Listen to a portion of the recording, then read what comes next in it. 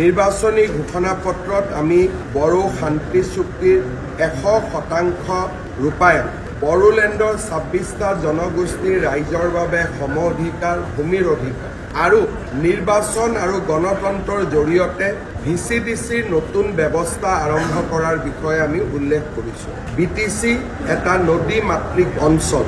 অজস্ৰ নৈ আৰু উপনৈয়ে BTC ৰাইজৰ মাজত যোগাযোগৰ ব্যৱস্থাটোত এক প্ৰত্যাহ্বানৰ সৃষ্টি কৰিছে।